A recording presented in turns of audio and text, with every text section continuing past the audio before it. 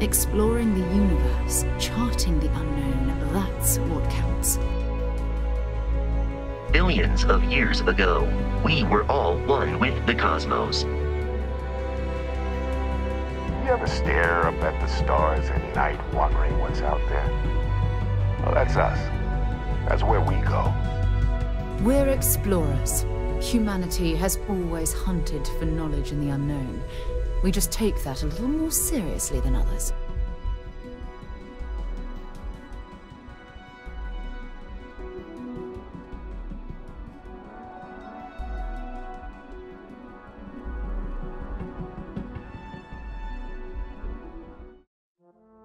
Starfield might very well be the most complicated game I've had to give my thoughts on for this channel. Not because the game itself is complicated. In many ways, much of it does just make sense, despite some unclear directions or tutorials at times. It's complicated to give impressions on because of the sheer size, scope, and amount to do in this game, and the breadth of quest lines and content available to the player to live out their own unique experience among the stars. How is it going, everybody? My name is DeMarco, and welcome to my early, and emphasis on the early, impressions of Starfield. I have been playing the game for roughly 30 hours, and I could say right off the bat, that's hardly enough. I know there's going to be some folks who look at this video and say you have not played the game nearly what you need to have a valid opinion. I cannot stress enough early impressions. The other caveat that I want to introduce is that I am a massive Elder Scrolls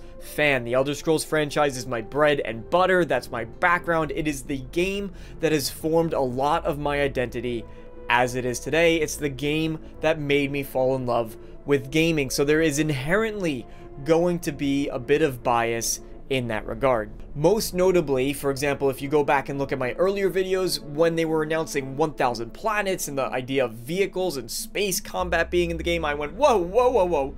Let's take a step back and really realign with what makes a Bethesda Game Studios game a good Bethesda game. As Mr. Matty Plays would put it, I absolutely would pocket myself into that category of Bethesda purists. I just want to set proper expectations before we get into the full depth of this impressions video for all of you to know, but what you will find is that in many instances, my takes have completely turned around. So if you're new here, please do consider subscribing if you like RPGs and Bethesda games in particular.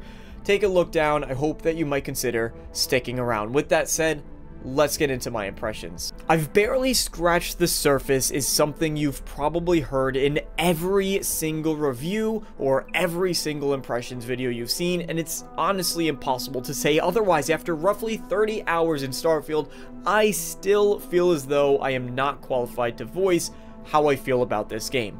By now, you probably already know what Starfield is and the basic premise of the game, but for the sake of being as thorough as possible, Starfield is Bethesda's first brand new IP in over 25 years, and it's the first mainline entry for Bethesda Game Studios in about 8 years. But it all begins with character creation. When making your character in Starfield, you have the full range of character creation and customization options that you'd expect in a simple and intuitive to use system, providing enough options there to make a unique creation while not overwhelming you with too many options or making it overly complicated.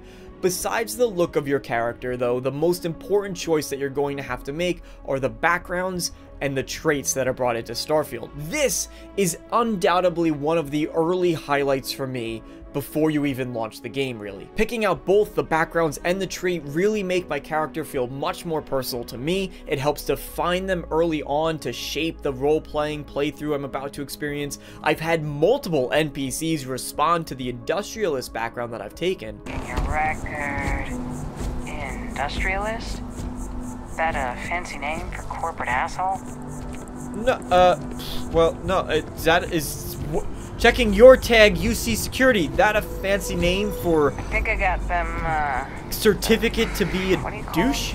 And it has come into play enough times during the dialogue, presenting unique choices that I have felt as though the decision I made this early on did matter. But ultimately, the opening of the game, even down to the somewhat forced joining of Constellation, which did feel a lot more restrictive than past Bethesda games, it ultimately begins on a positive note when you know that right off the bat, your choices are having an impact for your playthrough. And as I teased in the beginning, I want to jump into one of the most important aspects to me personally, which is the exploration of Bethesda games. And with a title like Starfield, when it's all about exploring what's out there, finding amongst the stars, you expect that there's going to be a lot of fun gameplay involving discovering these 1,000 planets that Bethesda's been talking about all the way up until launch. With even just 30 hours in the game, exploring random planets, I can tell you, is notably losing its appeal. For now, the novelty of landing on a random planet is still exciting. From the map, you can see the temperature, the different biomes that are there, whether or not there's life on the planet. You pick where on the planet you want to land, and you could go anywhere on it, and certainly there are some cool ones to see. While there is this idea of beautiful isolation to landing on some random moon or some lifeless planet where you can just look across the stars and see the beauty of space, a nearby moon, a nearby planet that is before you, it doesn't last as long as I would have liked to hope. When you begin to spot this level of repetition, and humans are very good at recognizing patterns, you do start to feel that this seemingly massive world of Starfield gets incrementally smaller. I don't want you, or Bethesda, should they somehow stumble across this video, think that it's all 100% negative though, because there's the other side to this, which I absolutely can appreciate, and that's the ability to go explore those planets. That it's not restrictive in the sense that you can't go wherever you want to go, or that you can only visit these select planets, and there's a level of appreciation that I have for this aspect. The back of my mind was whispering, saying, I'm glad that Bethesda is giving me the option to do this. I'm glad that I can go here, that the barrier was lifted. I didn't have to imagine what it would be like to go explore those distant planets. I was actually able to. And since that restriction was lifted, it helped keep me immersed in the world a lot more than I thought it would. This feeling of smallness that begins to encroach within Starfield's universe is further exacerbated by the familiarity of the locations that dot different planets. Wherever you land, you pull up your scanner and you are bound to find a myriad of different location types. They might be old mining facilities, caves, outposts, civilian settlements, natural structures, anomalies, so on and so forth. Perhaps I have not explored them enough, and I'm open to that possibility, but so far to me, this is one of the weakest areas of Starfield, as you will start to come across many of the same types of structures, while not necessarily offering much to reward the player in the what I would call worthwhile exploration. For me, it falls into three distinct pieces. First is the event, the story, the lore that takes place when you arrive at a certain location. Next is the reward that you get in the form of either loot or really good story that takes place, and finally is the effort or the means that it takes to get to these events or to these locations. The first is that if you're lucky, some locations might have an interesting encounter that's there for the player. Okay. You do realize that out of anything I could have possibly seen on Mars, this is hands down the most suspicious thing. Go away. Occasionally a bit of lore or storytelling, either in the form of a datapad or a computer terminal that you can read about, and you might even learn some names of certain interesting NPCs that are there, but this in and of itself is not reason to go explore. So maybe the loot is good enough, right? Ultimately, no. There's typically a boss chest that you'll find, as you find in most of these RPGs, and unfortunately Starfield does rely on this tiered and legendary loot system, and that's the second part that makes the exploration feel a bit more lackluster. This legendary loot system, maybe I'm in the minority, but I detest its use in this form of RPG. It's something I hated when I saw it introduced in Fallout 4, it's something that I understood in the context of Fallout 76, and it's something I'm desperately hoping does not appear in the Elder Scrolls 6. To me, it provides, sure, some more dynamic gear, so you're not just coming across the same Grendel or the same coachman in the game, but it does water down the actual feeling of finding cool, unique loot that you should have in these locations. Instead of a unique weapon which would reward your exploration of these random locations, you come across a tiered item that looks exactly the same as what you would already have, with some random stats that might not apply to you attached to it.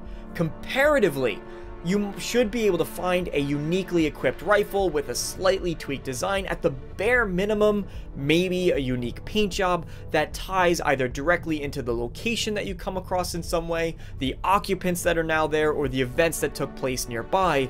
It would be much more satisfying versus the same type of rifle you have a chance of coming across with some random enemies you stumble on while you're adventuring. Then the third and final piece is, while it's awesome to have all these entities, and on their own, there's nothing inherently wrong with having a ton of locations to explore, even if in most cases it is just for a little bit of extra loot, or it is just for that little extra bit of XP, the distance that you have to travel between to get to these interesting locations makes it uninspiring.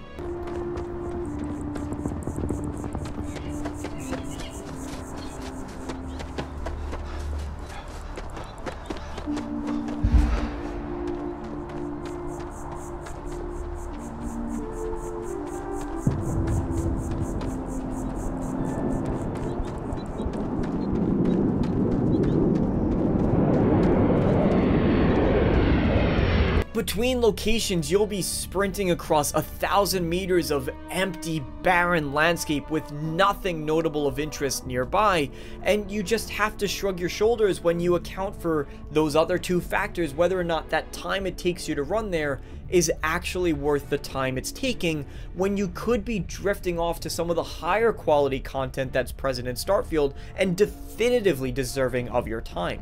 And it does tie back to why I thought it was important to tie my inherent love of the Elder Scrolls worlds and the Elder Scrolls franchise into these early impressions, because that is truly what I love about the games. When you are exploring these beautiful landscapes and you know that there's a dungeon right there, but there's also some other things along the way, and you're traveling seamlessly between the world to get to your main place, to get to your main quest, you don't really have to go out of the way at all to explore some of those cool locations. With a worldscape like Skyrim, I don't mind as much wandering across that world and finding yet another Nordic temple, even if it is effectively of similar quality to any of the abandoned outposts that I come across in Starfield. And even still, if this were a formal review of Starfield and I was attaching a number score to the end of this video, I probably still wouldn't knock any points off the game. This is just a small micro corner of a much greater whole of what there is to experience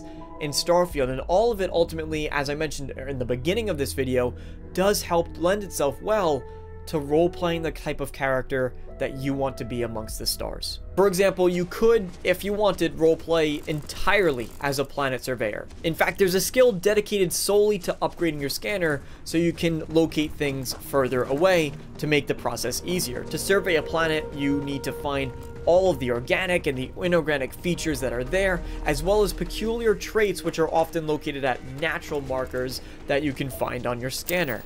Often, you might need to fly to a different portion of the planet, since certain life only will live in a specific biome, which I did appreciate. And for me, as I've alluded, I did begin to get more frustrated with this process as a whole.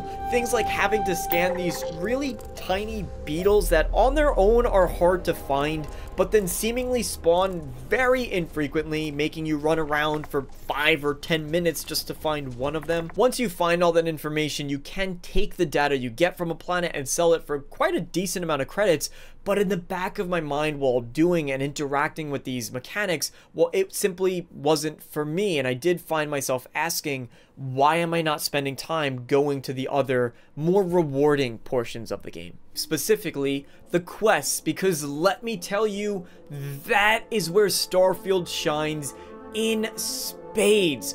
But as a whole, the reason why I spent so much time here as I did is because I'm having trouble justifying, ultimately speaking, was the 1,000 planets in the game really necessary. So how are the handcrafted portions of a Bethesda game? You typically don't play Skyrim or even Fallout for the story, you do it for the exploration, and Starfield has done a complete 180 and flipped that on its head, because let me tell you, Starfield's writing, Starfield's questing, that handcrafted content is Bethesda at its absolute best. And I will say right now, if this is any indication of what we can expect for the Elder Scrolls 6, we are in incredibly good hands. I've seen some back and forth online as to the writing for Starfield. Some people saying, like myself, that it's the best in any Bethesda game, others saying that it failed to grasp them whatsoever. I think ultimately, as with any review or any impression, it is a matter of taste. I can say confidently for myself, I am utterly intrigued by the amount of things to do and the amount of detail in those things that you can do as far as questing and stories in the settled systems. I have barely touched the faction quests. I have barely touched on the main quest, and still I have been able to divulge myself and become utterly enamored by sheer side quests that I've picked up in my inventory for almost my entire 30 hours of playing the game. It's these small stories that keep pulling me back in, the quests that are available, experiencing all of the little adventures that are waiting to be had across the settled system. I'm interested in talking to NPCs. I'm interested in learning all the little stories and caveats, seeing the twists and turns that are interspersed even throughout side content. I'm totally hooked. One of the first ones that I got involved in, I was completely wrapped up with a miner who simply asked if we could try to get some new tools obtained for their operation on Mars, and this turned into a massive rabbit hole of an adventure. And I think between that, some other quests I picked up along the way, I was just on Mars alone for about 10 to 12 hours simply weaving my way through the stories here, and that's just one city to explore. Almost every named character that you can find in the game has some type of little story or little background that sheds light into the settled system. You do run into some of the RPG tropiness of at times where you speak to a random person and just before you leave they go, "Oh, hey, you look like you're an adventurer," or "You look like you explore out there, I got a job," or you'll start off a conversation and they'll go along the lines of, "Man, I really have this problem going on, but don't bother yourself with it," and you know it's inevitably leading to a quest. I'm willing to forgive that. It's just an RPG trope. I kind of like it in a weird way. But I was pleasantly surprised by some NPCs that will simply just tell you about their job. They'll tell you how they like living in a particular location, and it brings all of these characters and stories and quests and locations together beautifully. And I just want to reiterate that most of what I've been doing is the side content, not even necessarily the factions or the main quest line. So if this is any indication of what to expect in those instances, which from other people I've heard it's superb, then Bethesda has knocked it out of the park in this field. All of these aspects, in particular the NPC interactions to pick up or to deliver quests, are drastically improved by better facial animations, much better visuals, a good dialogue system with a very smart decision to remove the voiced protagonists. I think this did you so much justice, and I hope you continue with it. In particular, I really appreciated the new persuasion system. As opposed to past Bethesda games where it's typically just a pass-fail based on a percentage chance maximized by your charisma stat, here you actually have multiple opportunities to convince a character, and it provides a much more natural ebb and flow to the dialogue, in particular persuading, that you would expect. And I'm very much looking forward to how they can tweak and overhaul this, and I hope that these systems do return, because I thought they did really well. That's how the Blackest Sea works sometimes. I've only so far explored Cydonia and New Atlantis, but what I can tell you as we move on to our next topic is that the cities are monumentally improved from anything we've seen in a past Bethesda Game Studios game. New Atlantis genuinely is a place that you can get lost in, with different districts, the amount of variety, the random nooks and crannies that exist, some that don't even serve much purpose other than going there to visit. For example, this waterfall level that you can visit through an elevator just outside of the spaceport in New Atlantis. There's nothing there but a great view. And I love that about it. A city this size does, however, come with a set of downfalls. Again, going back to that Bethesda purist side of me, the NPCs seem to fall more into the cyberpunk type category where they just sort of mosey around and they have set places that they might go or things that they might do. But I really did appreciate in past Bethesda games, and this made me appreciate it even more, seeing NPCs have a bit of a schedule. It was something unique to Bethesda Game Studios titles, and it's something that you could learn more about the character by watching what they do throughout their day. Here it seems like Bethesda kind of forgot or pushed to the side that element of their games in favor of having the NPC density, which is necessary for this type of game, but in some way did take a little bit back from the cities. Most prominently, things like shopkeepers just open perpetually. I don't think I've ever seen a shopkeeper close down at any point in time, or at the very least have one shopkeeper replace another at any moment throughout the game. As far as creating these highly believable, highly realistic and immersive worlds that feel lived in by real people, this is actually an element where I feel Bethesda has taken a step back. Now, if this was an absolutely necessary trade-off to have these bigger cities, these more in-depth cities, then I'm willing to take it, but I would have liked to see a better integration of some of those other systems that I really did appreciate about their past games that help separate them from the likes of The Witcher or Cyberpunk or other similar titles in the genre. I don't know by the time I edit and trim down parts of this video how far we are into this impressions, but I have not even gotten to the ship customization, the crafting options in the game, the outpost systems, and all of the little elements that are here.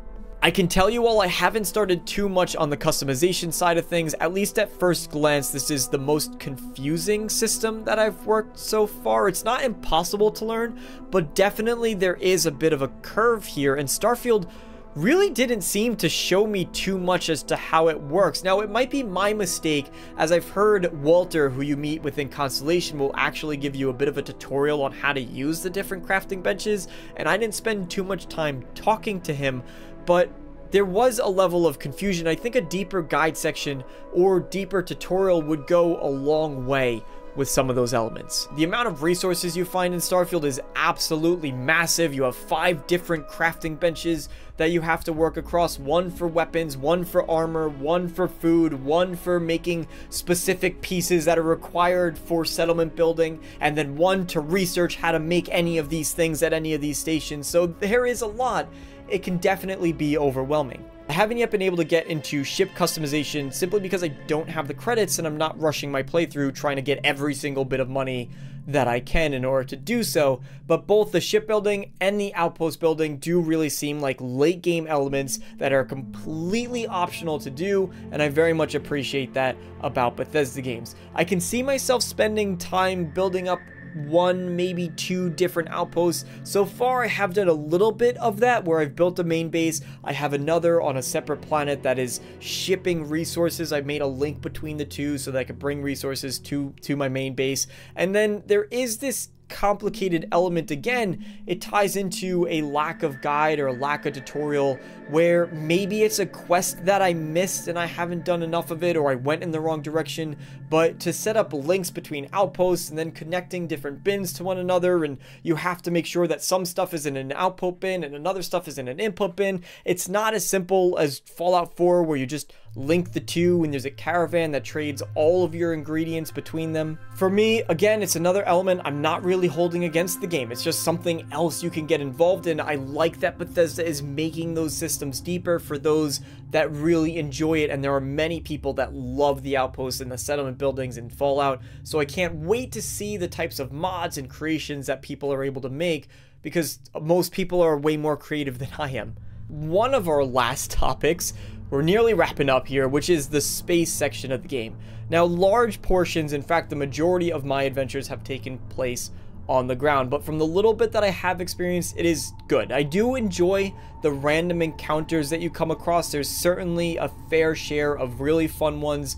There's some combat encounters, which is great. In fact, the difficulty, especially if you tune up the difficulty of Starfield, can get quite tough. I really love the power management system, which is pulled direct inspiration from the likes of FTL, a phenomenal indie game that I desperately love. So when I first saw that being used in the original Starfield gameplay reveal, I knew I was going to love it, and I was not left disappointed. Managing your different power systems, from your engines to your weapons, what type of weapons, your grav drive if you need to escape, all of it is done very well, and it makes the combat feel dynamic, it makes it engaging. And then of course, if you get certain traits, you could level up your ship, the maneuverability, the speed, the amount you can thrust. One of the earliest perks you can pick up in the game allows you to target specific systems, such as the grav drive and the engines, so that you're able to board those ships and then take them for yourself should you want to. I'm not going to say that the space elements are the best parts of the game, yet there is enough content that is within specifically the space sections of the game where you come across a space station, an abandoned ship that you can explore, you come across a distress call, and there's enough engaging content to make it feel worthwhile every now and again. Even if it's not your favorite part of the game, every now and again, hop into space, fly around, take the time to fly outside or just approach a planet instead of simply fast traveling to every single place you go to, because you're likely going to come across something that's pretty interesting that you can see out in space. I do understand some of the grievances that people have brought up regarding feeling as though you're traveling from menu to menu to menu, other people stating that your space aspect of the game really just feels like a glorified menu in a way, an interactive one at that. I don't 100% agree, but I do get those frustrations. What I will say for myself is, as I played more of Starfield, as I interacted with the space elements of the game and traveling via your ship, I did get used to working between all the different menus, going to your star map, plotting your course, flying to the location, that sort of thing, and I started to mind it. While at first it definitely was cumbersome, over time I understood it, it resonated more with me, and I appreciated that it allowed me to get to the interesting bits of content that I actually cared about. It avoided the problem that I had on the surface of planets, where I wasn't traveling for 5 minutes to get to the interesting thing I actually cared about. And if this is the system, well, there's definitely some improvements I'm sure that could be made with the potential sequel to Starfield. At least for now, I'm happy with what's here. It gets me where I want to go, to the interesting bits I want to be at, and I really didn't mind it all that much. I think in this moment, it's important to reiterate that Starfield is not and was never necessarily pitched as a full-on space simulation game. If you're looking for that experience, there are other places to get it. Starfield, at its core, is a true Bethesda RPG. It plays as such, it feels as such, and at the end of the day, honestly, that is some of the best, highest praise I could possibly give, because of the level, the podium that I hold Bethesda Game Studios on. At the end of the day, ladies and gentlemen, Starfield is the Bethesda Game Studios game I had hoped to see from Bethesda for the past 12 years. At least that's what it seems like so far. Since Skyrim has released, it really does feel as though it's a culmination of a lot of inspiration, a lot of motivation, tons and tons of passion coming from Bethesda, and all of the better parts of their previous games coming together into a unique feeling experience that is Starfield. I really do hope that the feedback Bethesda pays the most attention to is the ones that's coming from the Bethesda Game Studios fans. Not necessarily the people who are hoping or expecting or thinking that this would be a No Man's Sky type game, but from those who have played Morrowind, Oblivion, Fallout 3, Skyrim, Fallout 4, and whatever feedback that's being presented there, and how they can improve the experience even further for the likes of the Elder Scrolls 6 and Fallout 5. Those parts of the game where Bethesda has gone back to what they've done best in the past and improved on in some aspects is some of the strongest elements of Starfield, and it's an absolute win from them, and I could easily see myself spending hundreds and hundreds of hours just with the vanilla content that's in the game, and it's a journey that I cannot wait to continue. If you are interested, I do have a full Let's Play series on a secondary channel, DeMarco Dude Plays. I'll leave a link to the playlist down in the description below. Check that out if you are interested. Thank you all so much for listening. Let me know your thoughts down in the comment section below if you agree or disagree with anything I've said here. And as always, I hope to see you all next time. So long, everybody.